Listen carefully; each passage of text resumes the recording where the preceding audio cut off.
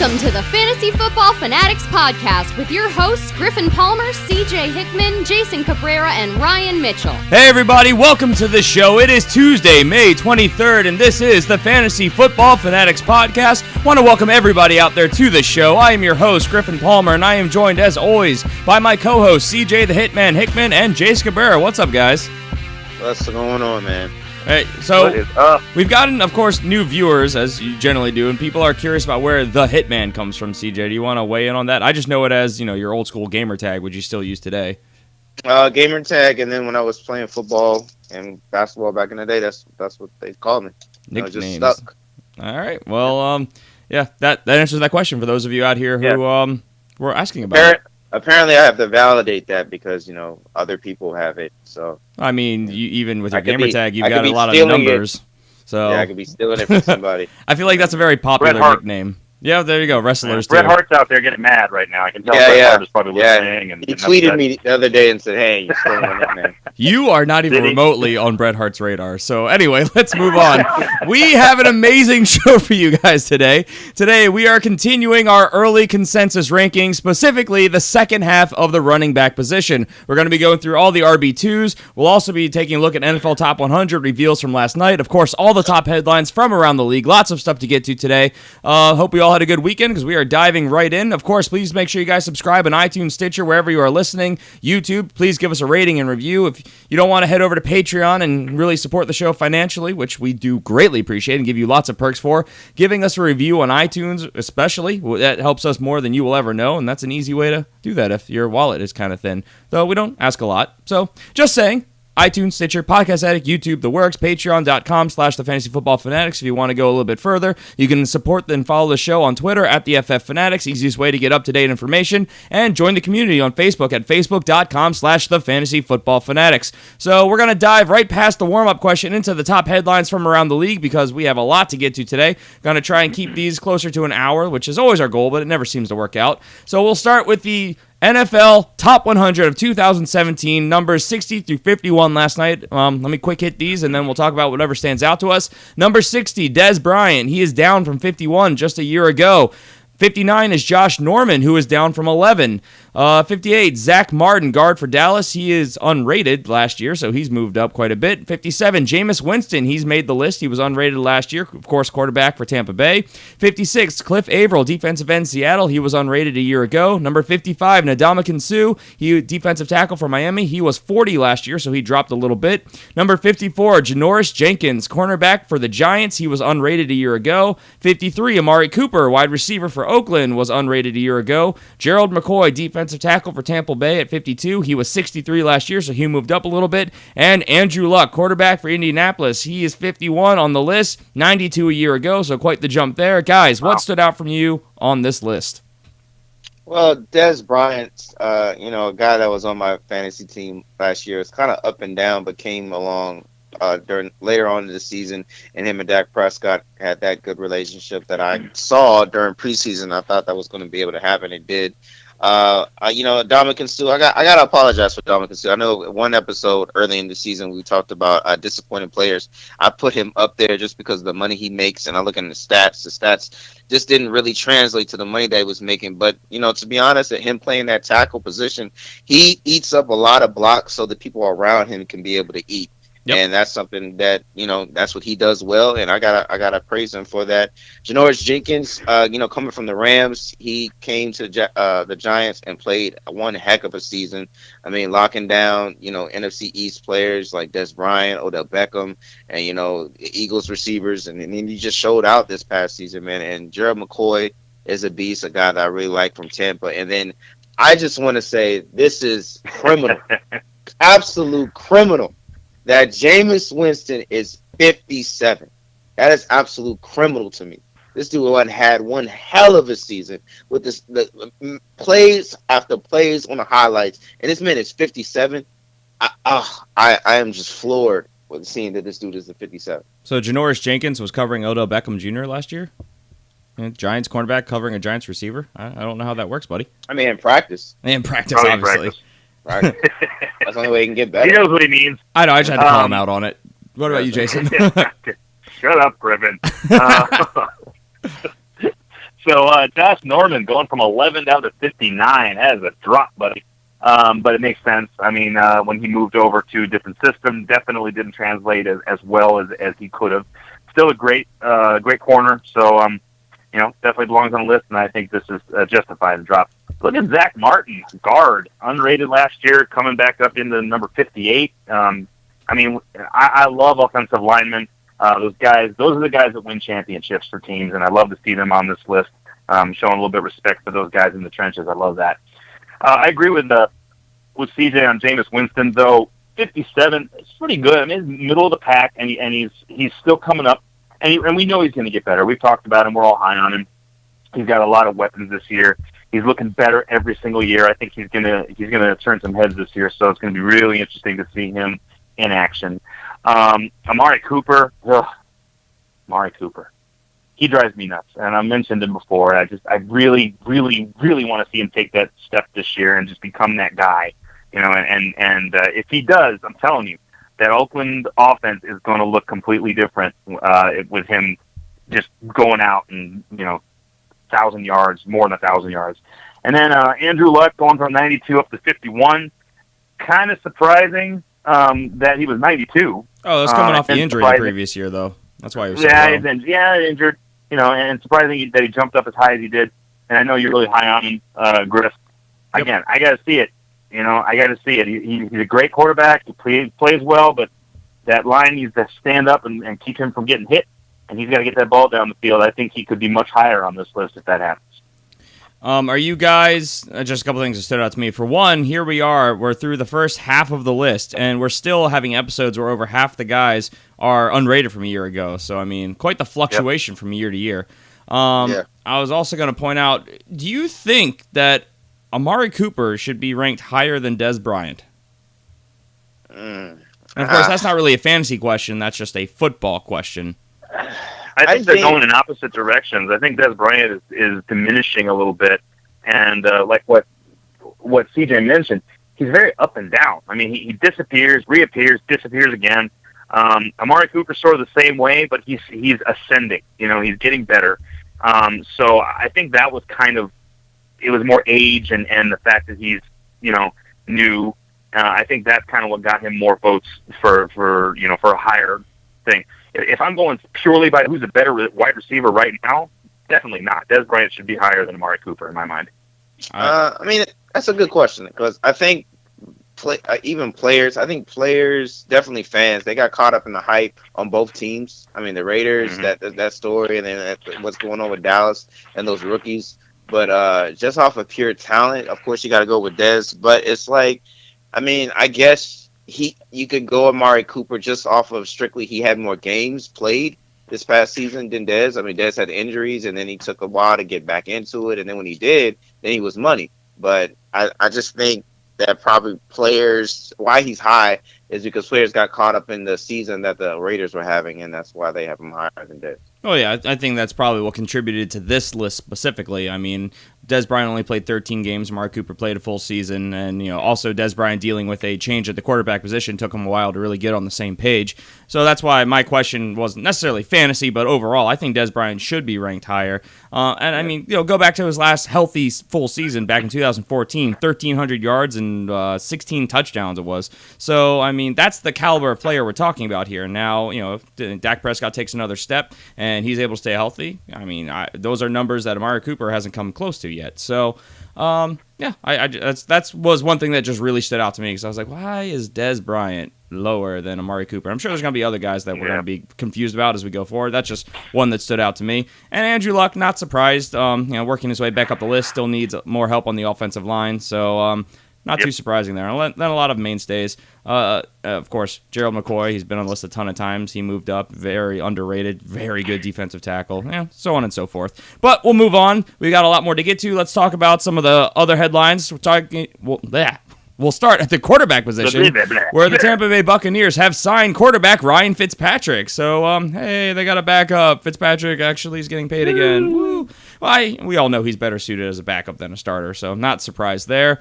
In running back news, Denver Broncos head coach Vance Joseph, he said that the Broncos plan to use a running back by committee approach this season. So this is stuff that has been rumored, and now we're hearing about it. We heard competition, and now we're hearing committee. How does this affect your guys' outlook for the Broncos running back position? Hate it. We gotta get a drop we gotta get a drop for like Godzilla when like people see him coming. Like, 'cause every time we hear running back committee, that needs to be dropped. Like, we need to put it aside. Running back committee. I wish I had my old soundboards. I had stuff like that, but I don't have it anymore. This is terrible. Yeah. Straight torch. This is a bad move. This is a bad move. I don't like this. I like picking one running back, and it's same thing with like that's why you don't change out your quarterback. You don't go, we're going to bring a quarterback in. Arizona actually tried that a few years ago. They brought in a quarterback, then they bring another quarterback in, and it's horrible because it completely disrupts the flow of the offense. I think you need a running back who gets into a rhythm, who can pound that ball in there, and every now and then you have a change of pace back that comes in and spells them. I think that's the best way to use the running back position. I hate running backs by committee. I mean, that's easily the majority of the time the better option for fantasy as well. So, does this news? I mean, obviously we're not changing it now, but does this affect your outlook on C.J. Anderson? Yeah. I mean, I want to take this as just straight up coach talk, but then I'm scared and nervous a little bit. So I would say I'm kind of in the middle. I gotta see it. Too early to tell, but not happy to hear it, kind of thing. Yeah. All right, let's move on. ESPN Chiefs reporter Adam Teacher, I think is how you say it. He believes that third-round pick running back Kareem Hunt will lead the position for the Chiefs in both rushing and receiving this season. So, I mean, that's quite the vote of confidence for a guy that most people are pretty high on. We're hearing a lot of good stuff. We're already hearing that he's going to supplant Charkandrick West as the second running back there. Not sure how it's going to shake out for the starting role of Spencer Ware. What are you guys' thoughts on this? Well, I mean, the guy he got good tape out there. I mean, this is good stuff to hear if you want a late round sleeper, that you can be able to pick up and stash on your team, and he might work out for you. It's just Kansas City's running game. It's just really iffy, man, because they have just like the word we just said that we don't like, running back by committee approach. It's tough, man. So you hope that maybe this is the guy and they'll run with it, and then you can be able to score on fantasy and look up on this guy. But until then, it's that running back by committee stuff that scares you off of Kansas City. Every time. I really like Kareem Hunt. I mean, during the draft, he impressed a lot of people, and this was the fact that he was in the third round shows how deep that this running back class really was. Widely considered a steal. Really good talent. Yeah. Mm-hmm. Well, yeah. So I think he could end up getting nice numbers. I don't know if he'll go past Spencer Ware just because he is the lead back, and they're gonna attempt to use him as they always do. So we'll see. I mean, either way, I think it's good for the Chiefs to have this kid behind Spencer Ware. It's going to really help them out, but one of them's got to come out and be the lead. So, well, someone's going to get a majority of touches, just two, but definitely further sinks Spencer Ware for me. I was already assuming this was going to be more or less the case. Yeah. So that is what's going to affect my rankings, which we will get to later on. Let's see. Wide receiver news. The Pittsburgh Post-Gazette suggests that the Pittsburgh Steelers will be using more 4 wide receiver sets this season. Didn't specify if that's going to be their base formation. I would highly doubt it, but that's quite the aggressive approach if you ask me. What are you guys' thoughts on this? I mean, they got the talent for it. So, I mean, I wouldn't think it otherwise, that they wouldn't do anything else. I mean, you got Jesse James out there. He's a good tight end. I mean, he's probably going to be their lead tight end there. But you got Antonio Brown, Martavis Bryant, Juju Smith-Schuster, and then was it Rogers? And the other kid's name is Rogers that they have. They have Sammy Coates and Eli Rogers, was it? The other guy, Rogers. You don't want to mention Coates. He's a Butterfinger guy. You don't want that guy. That's just mean. It's going to come down to this. It's going to come down to what's working. If they put out that 4 wide receiver set, and it starts to work, then yeah, they're going to use it more often. But if they put that 4 wide receiver set out there and they're not able to move the ball, they'll go back to 3. And we'll see more tight end play and all this kind of stuff. So it's wonderful to hear that, But again, coach speak, reporters coming up with stories. If it doesn't work, it's not gonna happen. You know what I'm saying? Just in on Madden, I put in 4 receivers and I scored 50 points. So Steelers got to be doing the same thing, see? Exactly. Well, I mean, like you said, there's Antonio Brown, Martavis Bryant. We both know those are big play guys. Juju Smith-Schuster, there's high hope. Sammy Coates, Eli Rogers, yeah, he is there. Is Darius Hayward-Bay still on the Steelers? I don't remember. He is, but I think he's a bench guy. Well, he's buried now, but I mean, he's productive when given the opportunity. Not consistently, but he was productive in the last season or so. So, just thoughts. I mean, I think that makes for a very interesting argument for maybe moving Ben Roethlisberger up our rankings if they do a lot of this aggressive passing offense. So, something to watch. I don't know that they're going to do that as much because they're going to want to run the ball with Le'Veon Bell a lot too. So I doubt this is going to be their base formation, but definitely an aggressive one that I wouldn't be shocked to see them use.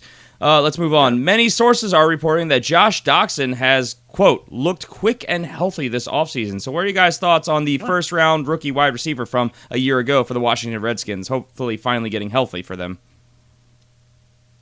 Good news. I mean, again, this is the time of coach speak and the time of everyone looks better. Everyone looks healthier than they've ever been in their entire lives, But, I mean, it's good. It's a good thing to hear. The fact that we're hearing it at all is a good time. I would say a duh. I mean, he was hurt last year, so of course he looks quicker, and of course he's healthier.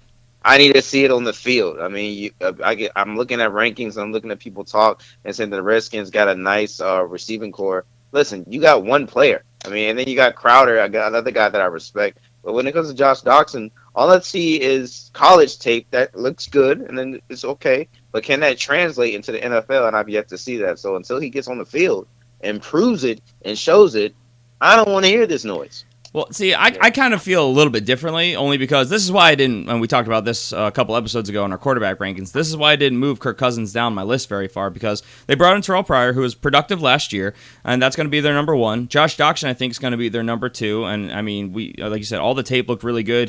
They were saying how much he was flashing leading up to his injury last season, and Jamison Crowder proved last year he can be very useful out of the slot. So, and of course, Jordan Reed, who's arguably the best pass-catching tight end when healthy. So they've got really quite the passing offense. It's just, they still have their quarterback for at least another year, so it's just a matter if he can stay healthy and stay on the field and get, good repertoire with Kirk Cousins. So we'll see how it shakes out. And, that wraps up the news. So with that, let's see. All right, we are about 20 minutes in, so let's go ahead and dive into our topic of the day, our early consensus running back rankings. Part 2, these are our number 2 running backs. We're not going to dive into the guys we talked about last show, the number 1s, if you guys want to hear about those, because it doesn't do justice for us to just read through them real quick, because we gave a lot of analysis and thought behind each pick and why they're ranked where they are. So just go back and listen to Friday's episode. I mean, it's available wherever you're listening, watching right now.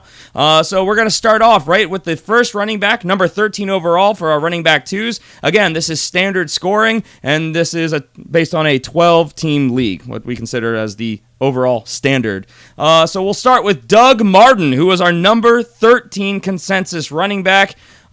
He is going as the number 21 running back, however, in drafts right now, as the 12th pick in the 4th round. I have him at 19. CJ at 14, and Jason, very, very high on him, up at number 9. So, Jason, why don't you kick us off here and tell us why you're so high on Doug Martin, knowing he has a 3-game suspension at the very least. Right. Doug Martin, when he's healthy, is extremely good. He's obviously a wide receiver 1 upside when he's healthy. Running back. The problem has been he hasn't been healthy, and he's done stupid things and gotten himself suspended and this kind of stuff. When he's there, though, he is going to be their lead, and he's going to be productive. He's proven that many, many seasons. I had him the season that he was there the whole season and played really well, and he did wonderful things for me. So I do like him quite a bit. I wish he would stop doing stupid crap, but other than that, when he comes back, I think he's going to be he's going to be a steal for you, because people are going to be low on him because of the suspension and other things. So you're going to be able to pick this guy up little bit later rounds than you normally would, and you're going to end up with a running back 1 on your team.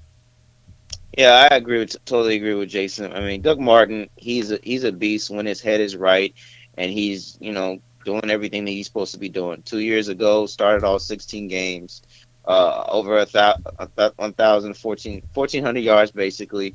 6 touchdowns. That was a beast season for him, and he was good in the receiving game. So if this guy comes back and puts up numbers like this, his head is straight and he's healthy, he's going to be a beast in this offense for Tampa Bay, which is improved and offensively, and they're just continuing to load up weapons for Jameis Winston. Now, looks like Griffin said, he does have a 3-game suspension, but I suggest, and my argument is this, that you just take this same approach that you did last year with Tom Brady. Look, Tom Brady had a 4-game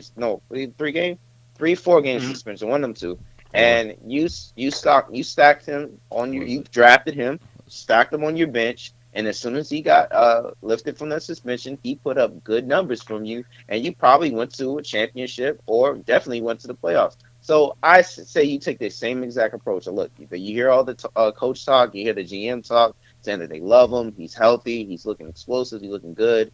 Look, just take all that under consideration. He comes up, he's there, just stash him and let him put up work for you when he gets back. Yeah, Doug Martin, I'm the lowest on him, and I'm closest to where the average is going, but that being said, I still want to kind of move him up my rankings. A couple problems is obviously that he's had motivation problems throughout his career, which has led to so-so performances in the past. Also has only had 2 seasons in his entire career where he's played a full 16 games, so that's not a great vote of confidence for health. He is pretty commonly banged up with a lot of lower body injuries. He's had, I believe, 4 leg injuries, and that includes knee and ankle. So those are kind of scary, but I don't read too much into it. The biggest problem is the 3-game suspension. I think can move on from the fact that they were rumoring about moving on from him because they seem pretty dedicated to keeping him. So I'll move him probably up from there. But who knows if the team's going to throw some disciplinary actions at him. But by all accounts, he's in great shape, which is the same kind of narrative we heard in 2015, where they were saying best shape he's ever been in, coming off of a disappointing 2014, and he obviously put up great numbers in 2015. And he's going to be highly motivated because he's got to keep his job. So I like Doug Martin. I'm going to move him up my rankings. I'm not sure how high yet. But yeah, that knowing he's going to miss time, you have to move him down. That's kind of the hesitation and having to figure out exactly how much to downgrade him. And that's why I'm doing more of a statistical approach, but I haven't finalized all that stuff yet. So Doug Martin, our number 13 running back, and we're kind of spread out on it. So let's move on to number 14, and we're more in sync here. C.J. Anderson. So obviously recent news may affect this position. We have him currently at number 14 overall. He's currently going as the number 18 running back off the board with the 2nd pick in the 4th round. I have him at 14, CJ at 16, Jason at 17. So, I can start this off, or do you guys want to go? I mean, you're the... Hey, go ahead. So go ahead and start him off. Well, for starters, CJ Anderson, he's frustrating to own. He's been very, very good when given the opportunity, but the problem is that he's not usually on the field. He deals with injuries a lot, and that, again, is a big problem for fantasy when your guy can't stay on the field. However, I know that the Broncos are saying, oh, well, we're going to do a running back by committee, but that doesn't scare me too much because I think they know what they have in him. They've upgraded the offensive line this year. They brought in... I can't remember their names. They brought an offensive lineman from both Oakland and from Dallas, so they've upgraded the O-line, and they know C.J. Anderson, especially when you're comparing him to Booker last year, where he was giving their offense about 34 more rushing yards per game when he was in than after he was gone. And I just see Jamal Charles as more of a complementary piece. I think they're going to be using C.J. Anderson as the primary back. Jamal Charles is going to be that third down, change of pace back. It just doesn't concern me. Like you said earlier, C.J., I think it's a lot of coach speak. I'm not too scared off on it. And I know the talent that C.J. Anderson is when he is healthy and when he's able to stay on the field. I don't know. What are you guys' thoughts? You're low on him than I am. Yeah, I have the second of what you said, man. He's very frustrating and very scratch your head type of player in that offense. I mean, you see how effective and how he benefited from the passing game when Peyton Manning was there, and as soon as he leaves, I mean he struggles. That offensive line last year was absolutely atrocious.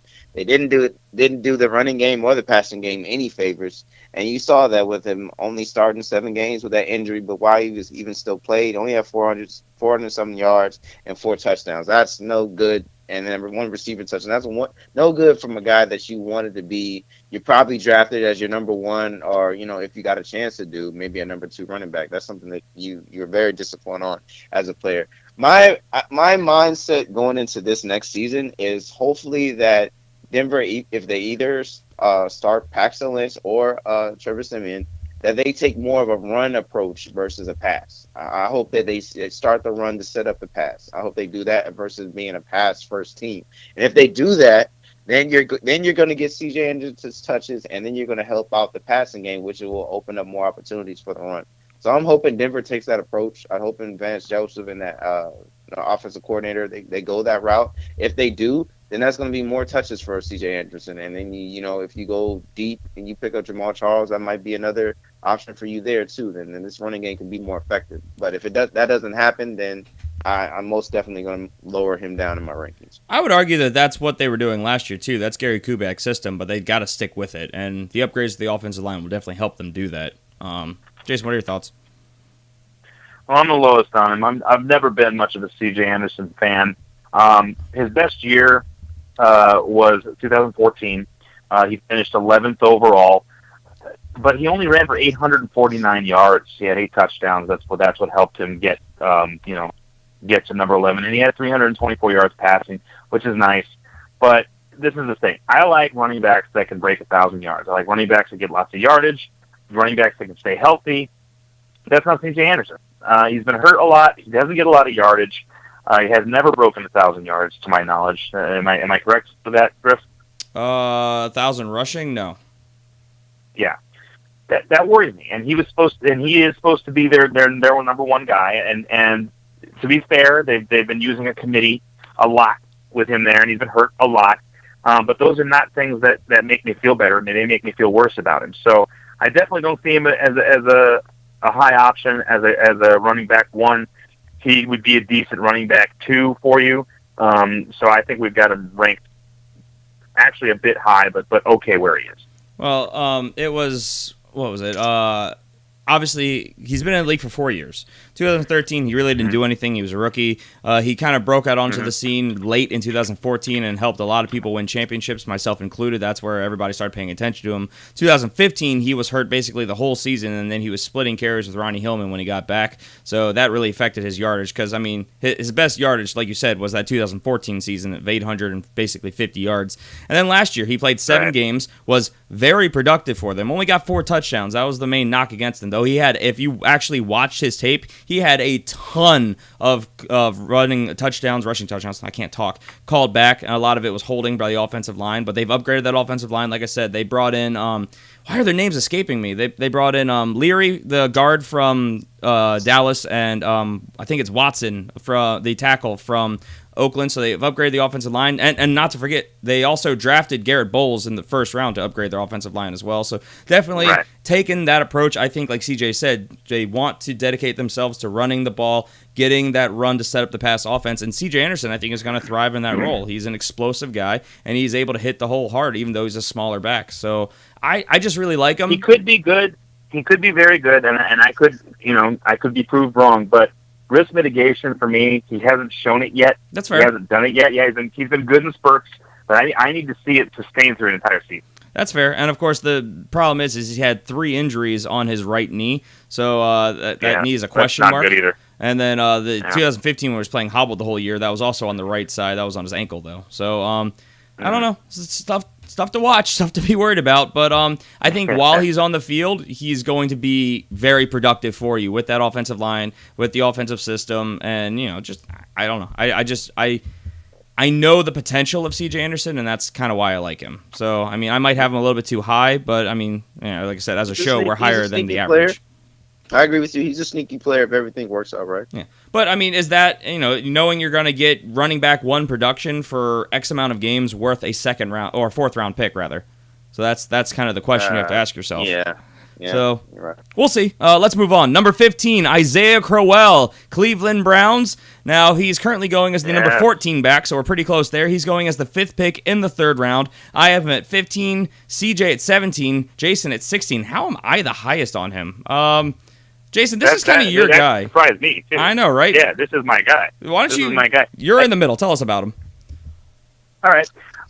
Well, if you read one of my articles, I mentioned Isaiah Crowell in talking about how how things could change from year to year.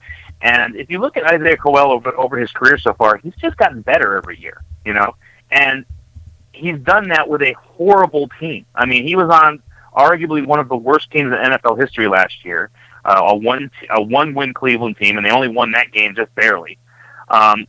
Horrible offensive line, nothing there. And yet, despite the fact that he was running behind a garbage line, he was able to be productive, and he actually finished as the number 14 running back in the league. He went, over 5 yards a carry, only 952 yards rushing, but 319 yards through the air. That helped out, obviously. So and that was his best year. And he's gotten, like I said, he has improved every year. And if you watch his tape, the guy's a beast. He seeks out contact. He churns through that contact. He picks up extra yardage. That's where you get that 5 yards a carry thing. And, by the way, Cleveland has upgraded their offensive line. They've brought in several very nice pieces to help out that offensive line, including arguably the best center that was available in free agency and a couple decent guards. So Cleveland is trying very hard to improve themselves, and Isaiah Crowell is just he's just going to feast. I think with a better offensive line, he's going to get the opportunity to get over 1,000 yards, and I think he's going to crawl up into the top 10, in my opinion. Yeah, I think Jason really hit the nail on the head when it comes to him. Hit on a lot of good points. Huge action. His actions, showing that he believes in Isaiah Crowell, and he's trying to put good pieces around him to be able to help him out, because he was really their offense last year. I mean, they had Terrell Pryor there, but when it came down to it, man, Isaiah Crowell was putting up some good numbers, and he was very sneaky, very underrated. I was sleeping on him, but when you look at the kid's production, you saw what he was doing with less around him. I mean, you gotta have a high upside, knowing that hey, look, they didn't make a lot of improvements, but they made enough that even with that, I mean, that's something better than what he had last year. So he should be able to do something for you and put up maybe and if everything goes right, running back one numbers for you. You know what I mean? And you can get him for a steal and get a deal as a running back too. Bottom line, Isaiah Crowell is kind of one of those really under-the-radar type running backs, and you're going to be able to get him for a steal. Like I said, he's going in the 3rd round right now. I don't know if I believe that that's what's going to actually happen come draft day. I think a lot of the rookies and other players are going to start moving up. He's going to move down draft boards, and you're going to get a nice value for him. He's really trending upwards in all the right categories. I mean, he has played all 16 games.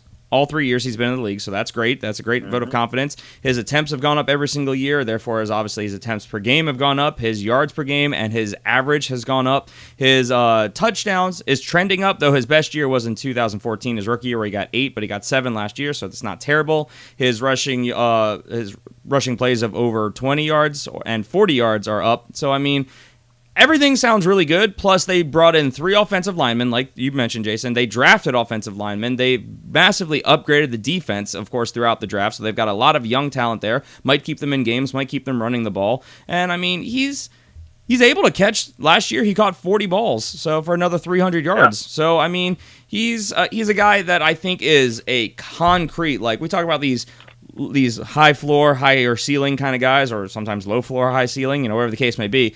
I think Isaiah Crowell's floor keeps rising. It's just a question of where that ceiling's going to extend to. So that's, I think, what keeps him more in the running back 2 conversation than anywhere near the running back 1s. But we have him pretty close. I mean, he's our running back 15. He's only 3 spots out of being an RB1 in our consensus. And that's why I'm kind of amazed that I have him higher than both of you guys. So, Isaiah Crowell, number 15. Let's move on to number 16, Carlos Hyde of the San Francisco 49ers, the other worst team in football last year. He is currently going as the number 13, so we're a little low on him as a show. He's going 1 pick ahead of Isaiah Crowell as the 4th pick in the 3rd round. I have him at 20. CJ at 19. Jason, you have him all the way up at 11. I think there can be some serious arguments made no matter which way we go with this. So, Jason, you want to tell us why you're so high on him to begin with? Sure. Okay, so I am looking to move him down, unfortunately. Right. I'm very high on Carlos Hyde. I really like Carlos Hyde. The guy is extremely talented. If you look at what he did last year, he only played 13 games. He got hurt, missed 3 games, but he still ran for 988 yards, 5 yards to carry. He is very, very talented when he has the ball in his hand. Now, the problem is he was playing for a team that had a revolving door as an offensive line. So that was a problem. So it's basically the same kind of argument that you can make for Isaiah Crowell, except I think that Carlos Hyde is more athletic in this particular case. So I like to see him go through an entire season, but like I said, I am thinking of moving him down just because I haven't seen that yet. I mean, the guy gets hurt all the time, and that little risk mitigation kind of scary. I don't like it. If he stays healthy, he's fantastic, and he can do wonderful things. He finished 15th overall, and again, like I said, he missed 3 games and still did that. So good RB2 because of the risk mitigation. He is a president of the Shaking My Head Club. I mean, he has so much talent. He's a beast when healthy, but that's the only thing. When healthy, he's that guy. He gets hurt way too much, and I feel like he gets thrown into even better systems where you go like, okay, John Harbaugh's system, he's gonna do his thing, he's gonna do that thing, and then he goes to Chip Kelly's system. Oh man, another guy that's gonna run the ball, he's gonna do that thing. Doesn't quite do it all what you expected. Now you have Shanahan. I mean, Carlos Hyde, if you don't do it in Shanahan's system, I mean, you saw the production. You saw the production. Those 2 backs out of Atlanta was doing that thing. If you don't do it in this system, I mean, dude, I don't know what else to say about this guy. He's just that frustrating to me. But when he's healthy, he's so good. He's a guy that you can probably pick up, and if he's healthy, you can just ride him all the way up to your playoffs, man, because he's going to get points for you. But it's that health. That's the only thing that's just glaring at me every time I see his name. I mean, Carlos Hyde has been infamously that guy that goes out and puts up a monster week 1. You know why? Because he's healthy. And, last couple of years, they've had new offensive coordinators, so that they didn't really know what to expect. And then everyone's trying to trade for him. And then by the end of the year, you're really regretting that you made that decision. Reason why, we've already covered. He has yet to play a full season. So it's hard to say which way he's trending because of that, but you can look at some of the averages. He is going up in yards per carry every single year. He got you 6 rushing touchdowns last year, which is good. 3 receiving as well. So, I mean, he is used a lot in that system. And like we mentioned, Kyle Shanahan is there. We've said it ad nauseum. The architect, the mastermind behind the, league-leading offense of the Falcons last season. And if there's one thing Kyle Shanahan loves to do, especially as of late, is be very creative and run the ball. Kyle Shanahan is known for getting the most fantasy production that he can out of his quarterbacks and his running backs. So all of these things are great votes of confidence for Carlos Hyde. Now, I'm saying all this as the guy who is the lowest on him, and that's because I am looking at it in reality. He hasn't played a full year, and I don't really expect that to change. He has been incredibly injury prone. And it's not like, it's just one little area. He's had injuries all over: knees, back, feet, shoulder, head. I mean, this guy is just one of those guys who you say you can't predict injuries, but you can predict the guys who are higher risks. This guy is about as high of a risk to me as you can get on the injury scale. So, I mean, we can rebuild him.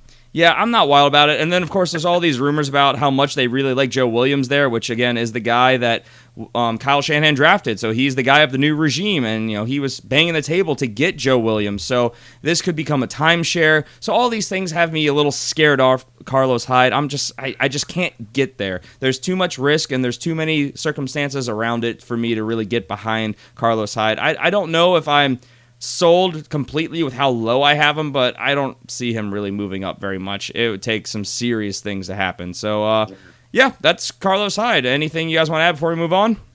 No, I mean, one thing that I'm about to say, it could be another situation like Devontae Freeman, Tevin Coleman, be having that extra back there to relieve the pressure off of him.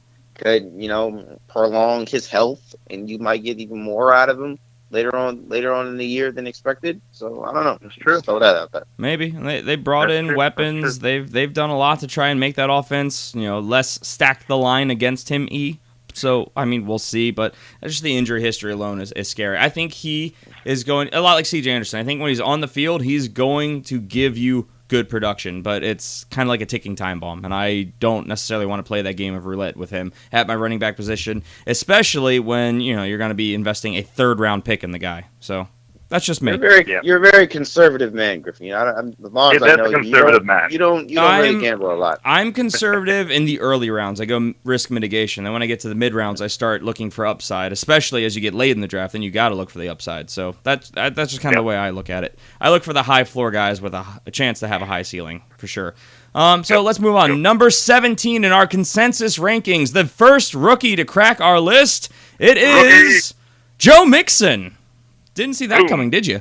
Cincinnati Bengals, he is currently going as the number 32 running back, as the fourth pick in the 7th round. However, we have him at 17, and that's we're kind of spread out on this. I have him at 16. I'm in the middle. CJ is pretty low at 22, still not as low as the ADP.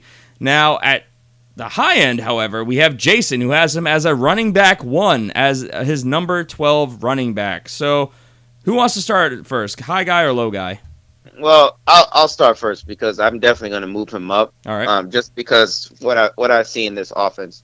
We talked about this when he got drafted that he's going to get those Jeremy Hill numbers and he's going to get those touches. I still a little concerned about Giovanni Bernard though. I still think he's going to be a thing in this offense. But Marvin Lewis, he showed confidence, and this is a guy that he wanted. You see the tape. This guy, he's a beast when he gets on the field. In the run game, pass game, he's great with his hands when a receiver, great feet. He's just an awesome player, and I just can't wait to see him play in this system and see how effective he's going to be. You guys have concerns about the offensive line and how much that he can be able to do with that line, but I think that they still have pieces that they had there from previous drafts that now they're going to have to be the guys there. And I think that Joe Mixon, he doesn't really need that much. I mean, you see what he does in the tape, that he creates space and he maximizes what he has. So I think that he's a guy that he can be able to do that, and even if it's not at the best of line, that he can be able to make something out of it and still get good numbers for you. Jason? The reason I am so high on Joe Mixon is that he is probably the most versatile back that came out of this draft. I know a lot of people will be talking about Christian McCaffrey, but honestly, I think Joe Mixon is more versatile because he's a bigger bodied back. He has the speed and the hands and everything in a bigger body, so that means he's going to be able to go between the tackles where Christian McCaffrey is not going to be able to do that. In one of my articles that I wrote, and you can check that out on thefantasyfootballfanatics.com, I had him rated as my shameless plug. No shame, excellent plug. I have him rated as my highest running back coming out of the draft. He is absolutely phenomenal. If you watch the tape on this guy, he does everything. He looks like, and I say this in the article, he looks like baby David Johnson. Okay, I don't hand out that particular compliment very lightly. Okay, but when this guy plays, his power, his speed, his ability to catch the ball out of the backfield, and we talk about the offensive line problems that they're having in Cincinnati, and CJ is right. They do have some young guys that they've been drafting that are going to have to step up and kind of take the helm and be that offensive line. But Joe Mixon can also be a check down back, and we may see a lot of those kind of check down passes. So he's going to get a lot of touches. Going to be good for PPR. He's going to be great for yardage because once he gets the ball in his hands, he is gone. So I'm very, very high on him. I definitely think he's going to get the lion's share of the work over Giovanni Bernard just because of that versatility. All right, so we've heard from the guy who has him at 12. We've heard from the guy who has him at 22. Now, I'll split the difference at 16.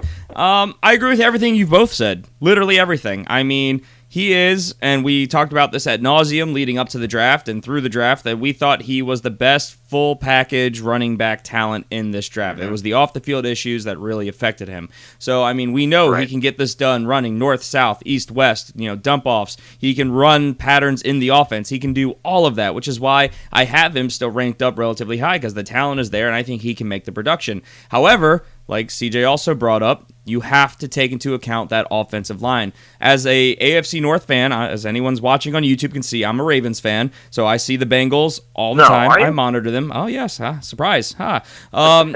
They did not have a good offensive line last year. In fact, they ranked among the league's worst. Then what happened? They lost their all-pro offensive guard and their all-pro offensive tackle. Well, I don't know if you say they're both all-pros, but they were both Pro Bowl players. They're both really, really good. Guess what? Both gone. And I believe they both played on the same side of the line. What did they do to replace those guys? Really nothing. They drafted a fifth-round center. So, I mean, they are going to need guys to really step up, and I just don't think they have that on their roster, at least not anything that's going to be game ready. So we saw what happened last year with Todd Gurley being hit in the backfield almost immediately every single time he was handed the ball. A talent, that people would say is same par, that elite of the class talent, and he had, for all intensive purposes, especially for return on capital, a horrifically bad season for us, especially for fantasy. So that's what concerns me about Joe Mixon. And then the extra nail in the coffin, again, as anyone who's listened to the show previously knows, history has shown that Marvin Lewis is not kind to his rookies. He does not like to start. He doesn't like to start them. He doesn't like to play them. He believes they have to earn time, learn the system, work their way into the offense. Now, can they take that approach with how bad Jeremy Hill has been? I don't believe so. You guys don't believe so, but who knows what Marvin Lewis is going to do? He has a long history of doing this. So all of this has me concerned, which is why I have him currently as an upside running back 2. And, I mean, if he really gets the reins and they figure out that offensive line, and they added a lot of pass-catching weapons, which is going to keep them probably off the line. So, I mean, all of this could play to his favor. It's just really kind of concerning at this point at the end of May to kind of predict how it's going to shake out. So that's why I have him as a running back 2 currently, though I see all the upside in the world. So let's move on. We're good? Yeah, I mean, I have one rebuttal. All right, go for your it. Comparison about Todd Gurley and Joe Mixon. I think going into this season, if you compare this season to Joe Mixon versus last season with Todd Gurley, that they have more. The Bengals have a lot more weapons than the Rams did have last year. I mean, they had a rookie and a better quarterback there. They have rookie quarterback. They got a better quarterback in Andy Dalton. They basically just had a gadget player in Austin, a guy that was spotty in Kenny Britt. I mean, you got AJ Green over there, and now you got a speed demon in John Ross, and you got Tyler Eifert out there. So they got a lot more weapons that defenses have to respect versus the Rams. They basically just have to shut down Todd Gurley and make the Rams throw the ball. So I mean, they do have that up on the Rams like that, and that if that's anything as far as lean up to Joe Mixon's success in the NFL. I do agree with you with Marvin Lewis and his track record with rookies, though. That is something that's alarming and concerning. But I think that once again, if he proves himself when it comes to OTAs and mini camp, and especially when it comes to those preseason games, I mean, it's going to be undoubtedly like you got to put him in. I mean, come on now. And I guess time will tell. It's just, a lot of uncertainty at this point in May. So, the history of Marvin Lewis, you can't necessarily deny it. So let's move on to the next guy, also a rookie, Leonard Fournette, Jacksonville Jaguars. Some people are probably expecting to have heard his name earlier than this. Well, not the case. And we're pretty spread out on this guy as well. I'm actually the highest. I have him at 13. CJ is down at 21. Jason at 18. He's currently going as the number 15 running back off the board as the 11th pick in the 3rd round. Where Joe Mixon, like I said, 4th pick of the 7th. So that's quite a big separation there. So, you guys are unanimously low on him. Why don't you guys tell me why you're so low on him to begin with? Is this offensive line concerns primarily? I mean, I'm the lowest, so I'll go first. Offensive line and just quarterback play. I mean, to be honest, I'm like this. The reason I would move him up, and I plan on doing that. But if I get the bad Blake Bortles, what I'm expecting, then they're going to run the ball more because they actually have a legit back there that can be able to do it. Now I have to I got to see how this offensive line works. I mean, we all see that the weapons that's there, But the keys that's going to turn this ignition is going to be on Blake Bortles. Can he be able to do that? If he can, then this is going to be good, and it's going to be fantasy goal all the way around. And Leonard Fournette is going to be able to feast on this, and you can be able to capitalize this if he's a guy that you draft high, because he is a beast. Great in the running game, great in the passing game. We've seen the film. He's that dude. But I have to see this offensive line be able to play well, and so they can be able to create holes for this dude. And can Blake Bortles get him involved in the passing game effectively? Blake Bortles was throwing the ball erratically. Overthrowing people, throwing the ball into the dirt. And then, you show me a couple games that you're doing good and the offense is running smooth. Can I get 16 games of that? Not just 2 games. I want to see I want to see that full season and see this offense work fluently. That's what I want to see. Jason? Well, for me, I think that Leonard Fournette is more offensive line dependent than Joe Mixon is. Like I said before, Joe Mixon can do things to mitigate the fact that they have a rough offensive line out there in Cincinnati. With Jacksonville, Leonard Fournette is more of a straight ahead, through the tackles, power runner, and that's great. But if he gets hit in the backfield, it doesn't matter how powerful he is. He's going to go down. He's not going to get a lot of yardage. So that worries me. He's a rookie and a rookie power runner. So he's not seeing the kind of defenses that he's going to see in the NFL. And like I said, he's less athletic than Joe Mixon is.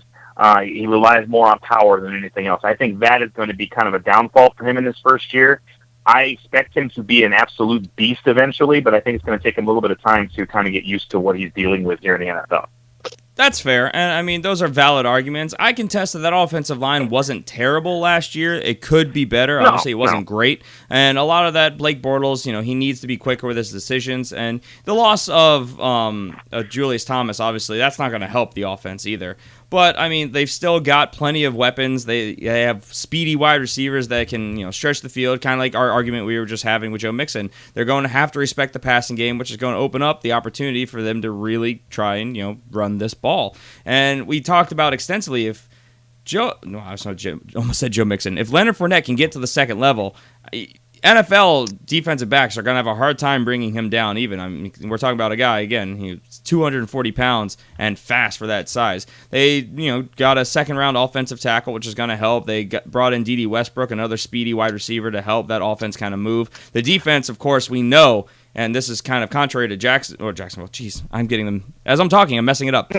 This is Jacksonville. Contrary to Cincinnati, we think that Jacksonville is going to be one of the better defenses in the league. So I expect them to be in games. So we know that offense can move the ball. I expect Leonard Fournette to be in scoring position a bunch and to not be game scripted out. He can catch the ball. That's just not his forte. He's not on the level of a Joe Mixon or a Christian McCaffrey, but he has been known to catch the ball. So, not his best forte, but he always said it's just not something that was asked of him. He can do it, and he looked fine in the drills that I saw of the combine. So I like the upside appeal of a Leonard Fournette, plus Chris Ivory. He's gone after this year. Not a thing. Yeah, he's not a thing. Big disappointment. Very talented player, but I think he's going to be that spell Leonard Fournette guy. He's very injury prone. He got a big contract off of a good year with the Jets 2 years ago, and then he went and he got banged up again. And TJ Yeldon has been kind of a disappointment. TJ Yeldon's going to be that complimentary piece, much more of a receiving back than anything that Leonard Fournette's going to be doing. So I like the upside of Leonard Fournette. I think that he's going to get enough volume, and he's going to be able to get enough work in the red zone to get a decent floor. And I think he's got quite the high ceiling, especially if they can open up some lanes for him. And he could return on value very easily here. He's going as the number 15 running back. Would you guys take Leonard Fournette as a third, fourth round pick? Definitely third round pick.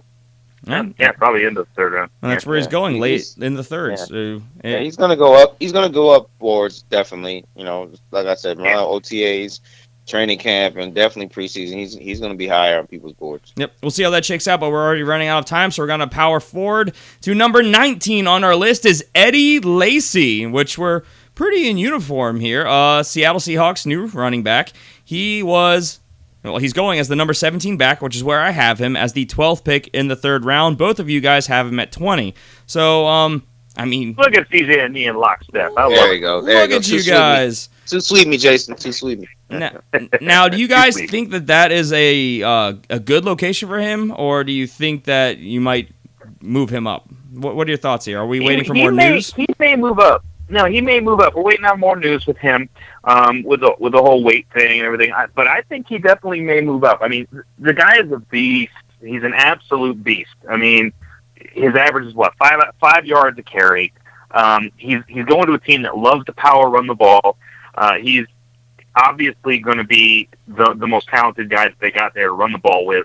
So he could possibly move up the board a little bit. I think it's good for where he is right now, just because we don't know a lot about him. And I think he is going to be like what we're seeing here. He's going as the number 17 guy. I think he's going to be relatively low, and you could probably pick him up for a steal. But once we're into the season, I think he's going to definitely be a number 1. Yeah, I think he can move up top 15. You know, if he continues to keep this track. I mean, this is a guy that was number 1 RB in a lot of people's boards a couple years ago. I mean, it was just weight with concerns.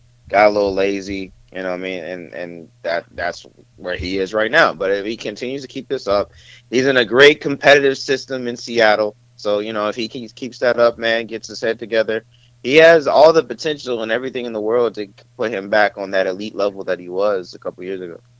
Yeah. I just, like you said, I want to put him up higher, and I think that he will end up going higher because, I mean, last year we, of course, into the ground we were talking about Cheeseburger Eddie, Fat Eddie, all this fat-shaming stuff that was happening to him, but that was the narrative around him because he was so out of shape in 2015. So last year, coming back from the summer into 2016, losing all this weight, his P90X, I think it was, that he was doing, lost all this weight, was doing really well.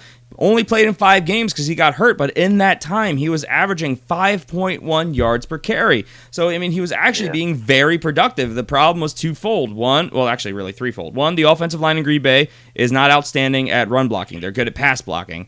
2, they like to throw the ball a lot in the red zone. I mean, Aaron Rodgers, I think, has like triple or quadruple the red zone passing numbers of most of the other quarterbacks in the league, so there's a big thing there. 3, because of that, the combination of the first 2, he didn't score any touchdowns, so that's why everybody's so low on him. But, I mean, if he can, he met his first weight incentive, so if he can continue that, getting into game shape, and he goes, I see no reason why in a Seattle Seahawks offense he's not going to be able to put up similar, if not better, numbers. Not that they're going to be respecting the pass as much as they do in Green Bay, obviously, but the option with Russell Wilson, Doug Baldwin has been very good. They have Jimmy Graham there. Tyler Lockett is developing into a very good young wide receiver as well. They've got threats. And, I just see him being potentially a very good power back in that offense. So, and I like their offensive line better than Green Bay's, which they also brought in a couple guys. They drafted a center and didn't they draft an offensive tackle too? Yeah, Justin Senior in the 6th round. So they brought in some guys.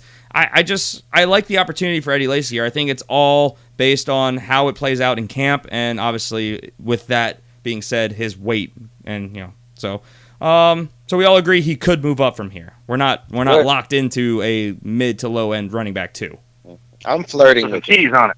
Flirting. Yes. Do you think that he has the potential to be a running back 1 by the time we get to draft season? Oh, easy there, Sailor. I know that's asking a lot. I don't know, but I'm just curious for dialogue's sake. I totally think he could. And we're gonna obviously have to see some more out of camp and stuff. But I definitely do. I mean, he's been a running back 1. Yep. And he's shown that he's extremely talented, powerful. He's the kind of guy they love in Seattle. So, unfortunately for me, I could definitely see him going as a number 1. I'm gonna NFC West bias.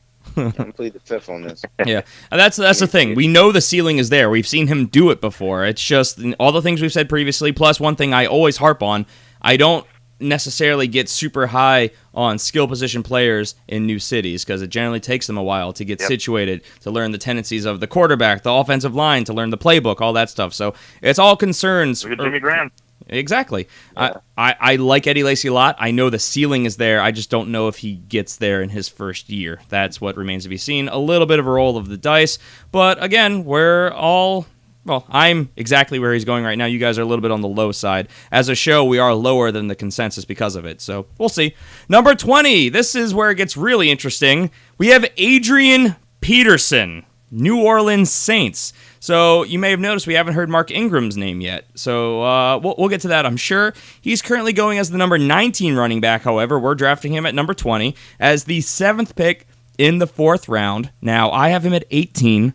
CJ has him all the way up at 13. Jason all the way down at 29. So who wants to go first here? Because this is maybe the widest discrepancy we've seen. First. All right, go for it. Yeah, the low man. I'm going to go first.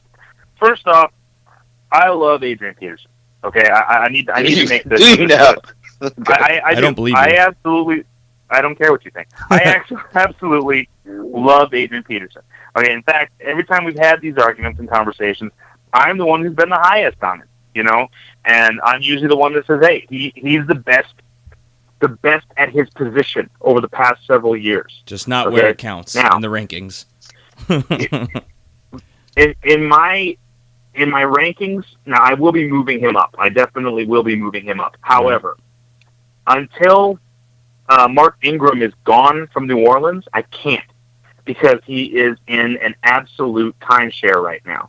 He's coming in off of an injury. We don't know how healthy he's going to be.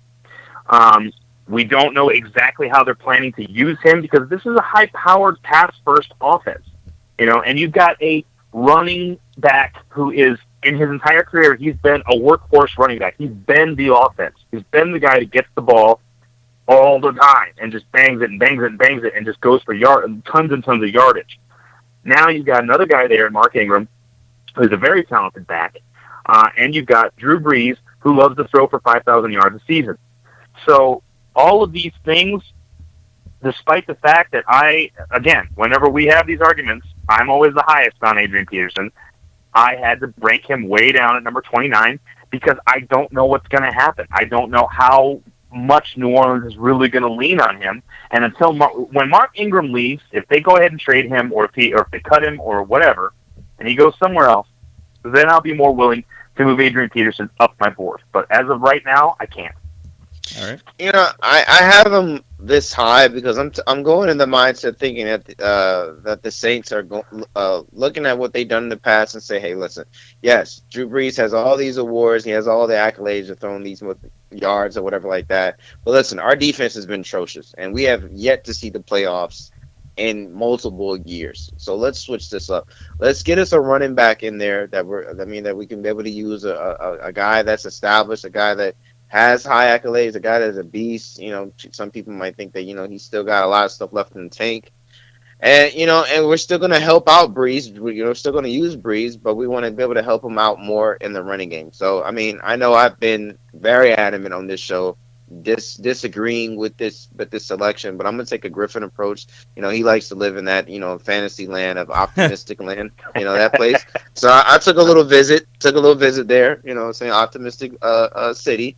Like Brock Lesnar Suplex City. I went there, and I'm going here. I'm drinking this Kool-Aid, hoping that this might be a thing, and then we might get some Adrian Peterson. Adrian Peterson hasn't had a quarterback like Drew Brees, so that's an increase on that. He might be able to get involved in the passing game more. Once again, hold on, let me drink a little bit of that fantasy. 1 minute.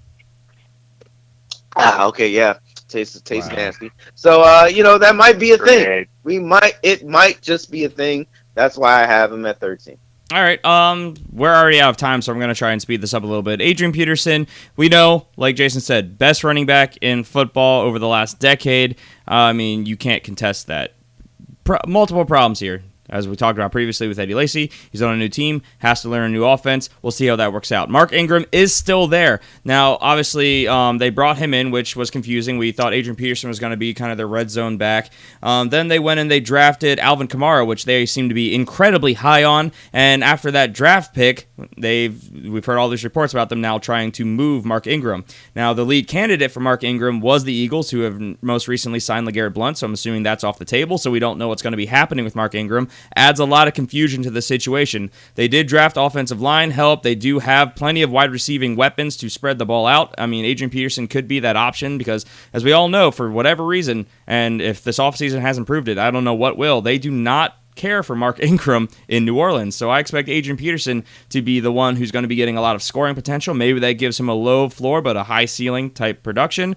Maybe they move Mark Ingram on. Adrian Peterson becomes their first second down back, and Alvin Kamara becomes that third down pass catching change of pace guy. We just don't know. It's too early on to say for sure. There's a lot of confusion, which is why I have him ranked at 18th, kind of in the middle of you two guys, and right where he's kind of going right now is their running back 19. He could move up. He could move down. It's going to depend heavily on what we hear, but I do like rolling the dice as an RB2 guy you can get late in the 4th round. I'm okay with that return on value. Number 21, LeGarrette Blount, new addition to the Philadelphia Eagles. He is currently going as the 30th running back off the board, though I don't know how much this reflects the new signing as the 11th pick in the 6th round. I have him at 21, Jason at 31, CJ, of course, the Eagles fan, up at 15. So why don't you tell us why we're high on him real fast before we move on, CJ? Red zone. I'm just looking at it at this. I think he's a man led the league in touchdowns last year. I see the Eagles be able to get a lot more opportunities to score, and they like to, just the system that Peterson comes from. He likes his running back by committee guys, but he likes his bruiser backs. I mean, that's one of the reasons why he was using Ryan Matthews when he was effective. He was effective in the red zone. I see LeGarrette Blount, just basically sliding right into that role. Jason, as the low guy, what are your thoughts? Well, I feel bad that I have him as low as I do. I actually really like him, but new pace, new place is never good, and we'll probably have an entire show devoted to that at some point, I think. We will. But exactly, he's getting up there in age for a running back. He's an older running back, so it's tough for me seeing him go to a completely new place. To see him really kind of step forward. Now, I may move him. Again, this is one of those guys I'm looking to move up my ranking. But as of right now, I got to see what's going to happen. Fair enough. Also, I forgot to mention, I'm not worried about Adrian Peterson's injuries because he was healthy at the end of last year, though he's got a lot of wear and tear on his legs. Back to LeGarrette Blount. Yeah, it's a lot of the stuff you guys have already said. We know that they're going to most likely be moving on from Ryan Matthews, so that's not too much of a concern there. He's going to be the bruising guy. They brought in a ton of wide receivers to help move the ball, so I don't think they're going to be asking him to be catching the ball very much, which is good because as we've all talked about, we know he is that prototypical north-south, just like Adrian Peterson type runner. He runs the ball. He can catch, but he's not commonly asked to do so. Last year, he recorded 7 catches, so kind of proves the point right there. But rushed for a league high of 18 touchdowns. So, I mean, that I don't see that role changing. Ryan Matthews, we expect to be gone as soon as he passes a physical. And with, as you said, Doug Peterson, he likes those type of guys. And I think when they need a change of pace, that's exactly what they're going to use Darren Sproles for, and what could, and I believe will be, Darren Sproles' final season in the league. So, I think we could all potentially move him up. I think that his ADP will go up, so we'll see what the actual value is as we check back in on this down the line. Number 22, a guy who only seems to know how to finish as a running back 1, yet here we have him ranked at number 22, Frank Gore of the Indianapolis Colts. He is currently going as the number 35 running back off the board as the 6th pick in the 7th round. I have him at 23. CJ at 18, Jason at 27. I'm actually kind of surprised I'm not the high guy on this, and I know, Jason, you were kind of shocked that you were the low guy. So do you want to start us off, Jason? Yeah, I'm a big Frank Gore fan. I mean, I watched him for years just run through my Cardinals. He is a workhorse. I just love the fact he's kind of a pail in hand, hard hat kind of guy. That, like we said, he never gets love. That's the thing. The guy never gets love in fantasy circles, but he always ends up as a running back 1, and he always gets that work. So I feel horrible that I have him this low. He's probably going to go up in my rankings. I think the main thing for me right now is just that he's an older guy, and the fact that they brought in Marlon Mack. Wait, they did bring in Marlon Mack, right? Yep, Marlon Mack, 4th round pick. Yeah, I'm right. Okay. Marlon Mack. Yep. So he's going to get a little bit of work. So that could eat into Frank Gore's production a little bit. But overall, I really do think that I'm going to move him up my list a tad because he just, like we said, he's an Iron Man. I mean, he just always finds a way to score points. Well, I mean, I know I'm the highest on him. I just see him as, a guy that is going to be Andrew's Luck's little tool that he continues to use. A guy that's effective in the passing game. They're doing something with their offensive line. I don't think they've done enough, but hey, he's found ways to be effective with less being there. So even if they make some couple additions there, then maybe that might be a thing for him. So he can still be able to do something. He's a guy that's committed to the game, a guy that's consistent. He's putting up low running back one numbers. I don't know how he keeps doing it, but he's there. So it's a guy that you'd be able to see later on in drafts. I just pick him up, he just plug and play. Yeah. You have to wonder, though, if he's reached that cliff, because he is beyond the age. He's 34 years old. He just turned 34, so he will be for the season. But, man, 13 years in the league. They did draft Marlon Mack, who we expect to be his replacement down the line, though he's much more of a speedy pass-catching type back, so I think they're going to be a good 1-2 punch. They drafted Zach Banner in the 4th round as well, who is known for being a run-blocking specialist, offensive lineman. He's a tackle. So they've made some moves. I think that the passing game is going to be a little bit better. The defense should be better, which should keep Frank Gore more in the game. But that being said, Frank Gore, he can catch some balls. He's top 30 receptions each of the last 2 seasons with the Colts. I don't expect that to necessarily change. So I just like Frank Gore. I think that the concern here and why he's ranked so low for us and among experts and drafts going on is because we don't know when he's going to reach that cliff. He's kind of a timeless wonder, but Father Time is undefeated, so it's just really kind of more of a matter of when than anything. But we all like Frank Gore. It's just a matter of how high he's going to end up in our final rankings. Let's move on. Number 23, last 2, Spencer Ware, Kansas City. So, obviously, we had news earlier on today about Kareem Hunt and his potential impact for leading that offense there in Kansas City, the rookie. We have him pretty low, I think. Is it because of this news or just because we were expecting this? Because I have him at 25, CJ at 24, Jason, you're at 19, so not that much higher, but he's currently going as the 12th running back off the board as the first pick in the 3rd round. So are we just ridiculously low on him, or are we just ahead of the curve? What are you guys' thoughts? I think that's ridiculous how high he is. I mean, listen, that system is just running back committee. I mean, and then when you got this guy Kareem Hunt coming in there, we just talked about him earlier. I don't think that's going to help the fact either. That I don't understand why he's still so high there. I mean, he's been okay and he's been effective, in the offense. But when you're bringing in another young talent in there that can be able to do what he does, but probably even do it better, and then you still got Curtainous West still in the offense. I just think this is just too murky. And it's just too much stuff going on here. I mean, it's not that bad where it's like on the Patriots Detroit kind of level, but it's still to a fact where you got to keep an eye on this. Go like, man, do I really want to invest a high pick on this guy? When I know this is just a clouded backfield. Jason? Yeah, I'm kind of sick to my stomach of the fact that I'm the highest on Spencer Ware because I actually.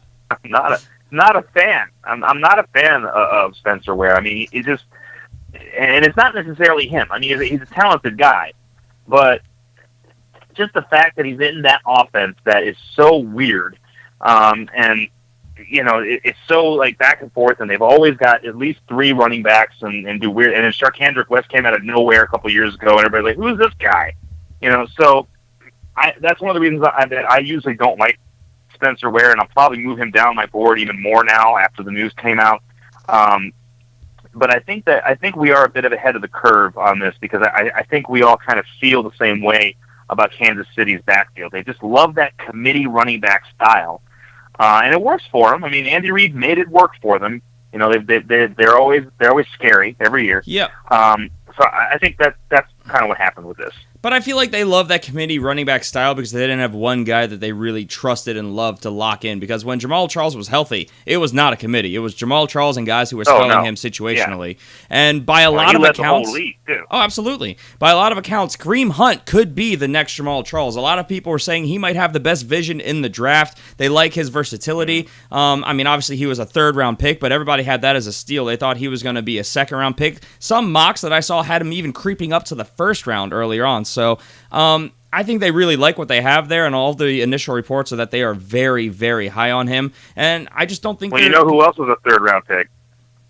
David Johnson. Boom, there you go.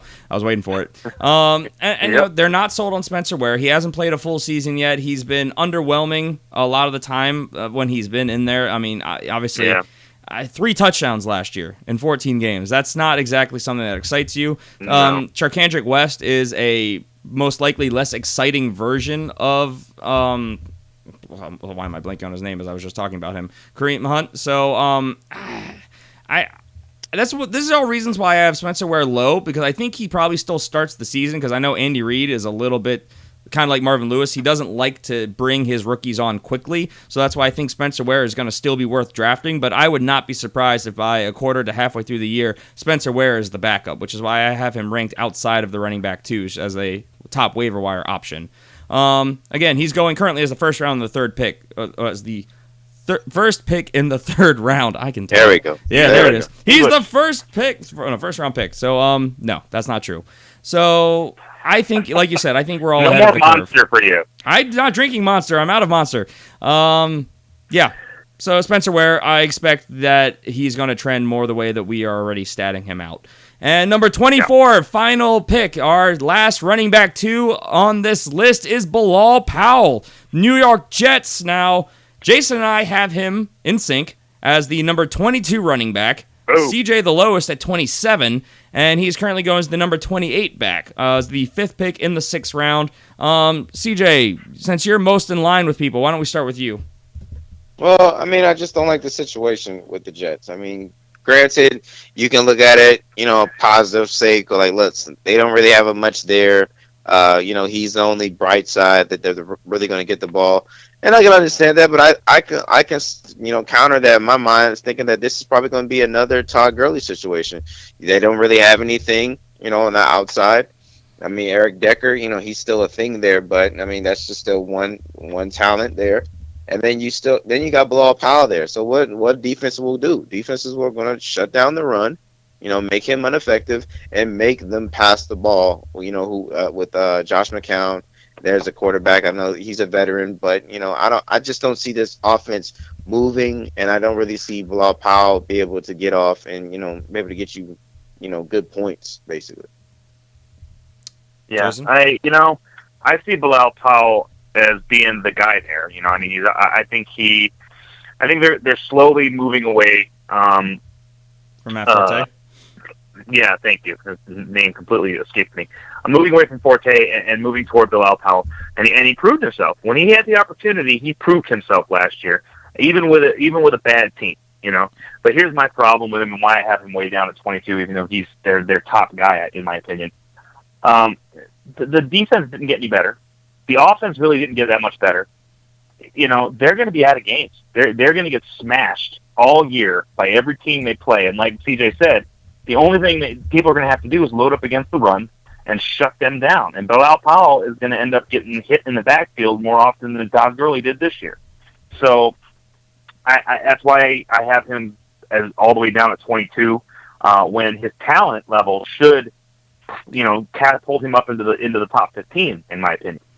Yeah, that's fair. And I mean, people have him lower than we have him. I might move him down. I just really like the talent that is Bilal Powell, but the problem is really multiple.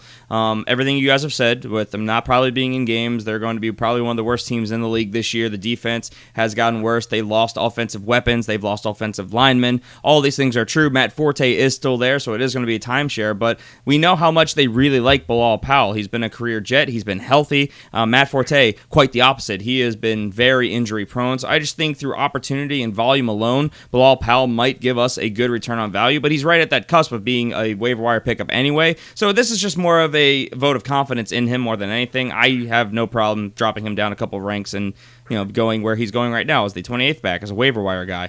Like we said, the talent is there, so we're kind of banking on the upside opportunity. There are going to be, there's a number of young pass-catching options there, young quarterbacks. Something could spark, and we've seen plenty of bad offenses produce good fantasy weapons. It's just obviously usually a lot more helpful and easier to predict when fantasy weapons are on good offenses. So that's kind of the trade-off. Right. We'll just see, if...